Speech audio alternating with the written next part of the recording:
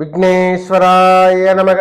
உங்கள் அபிமான அனந்தலை வாழ் ஜோதிடர் வேலாயுதத்தின் நன்றி கலந்த வணக்கத்தை தெரிவிச்சுக்கிறேன். இந்த பதிவு எதுக்கான ஆங்கில மாத வரிபலன், அதாவது ஆங்கில மாத வரிசையில் நாம காண இருப்பது மார்ச் மாத பலாபலன்.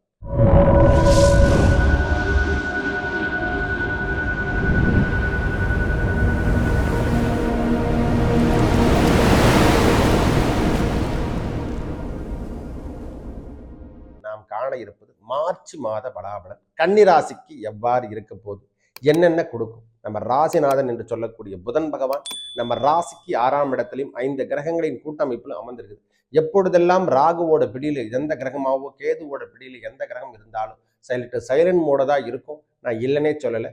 ஆனா இப்பொழுது சூரியனும் சம்பந்தப்பட்டு நேரடியாக நம்ம ராசிக்கு 12ஆம் இடத்துல பார்க்கறதால ஓரளவுக்கு அந்த இரவு தூக்கம் என்பது இல்லாமல் வாழ்ந்திருந்தவங்க அனைவருக்கும் இந்த முறை வெளியூர் சென்று வாழுகின்ற பாக்கியம் எல்லாம் கிடைக்கிறதுக்கான வாய்ப்புகள் அதிகமாக காணப்படும். நாம் சொந்த ஊர் விட்டு வெளியே போயிடலான்ற எண்ணங்களும் உருவாகும்.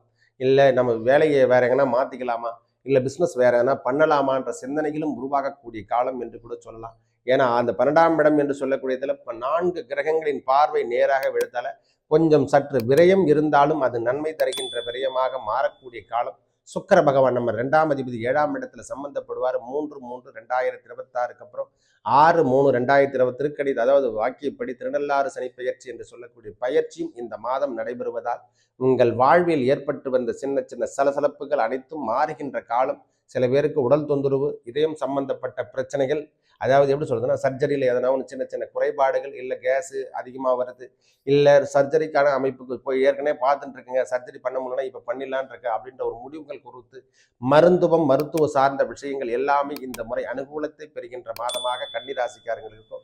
வயது மூப்பில் இருக்கிறவங்களுக்கு உடல் சார்ந்த விஷயத்துல சின்ன சின்ன உபாதைகள் இருக்கும். ஆனா வருமானம் தருகின்ற மாதம் என்று கூட சொல்லுவேன். இந்த முறை அதிகப்படியான வருமானத்தை கன்னிராசிக்காரங்க திடீர் அதிர்ஷ்டமாக பார்க்கின்ற காலம். அதாவது வெளியூர்ல எதனா ஒரு ஏஜென்ட்டை வச்சு நடத்திருந்தா அதன் மூலியமாக வருமானம் வரும். ரொம்ப நாளா எதிர்பார்த்திருந்த பணவரவு, கடனோ கடன் சார்ந்த விஷயமோ திடீர்னு கை கொடுத்து நம்மளுக்கு வாழ்வாரத்தை மாற்றி அமைக்கக்கூடிய மாதம் என்று சொன்னால் இந்த மாதம் மிகையாகாது.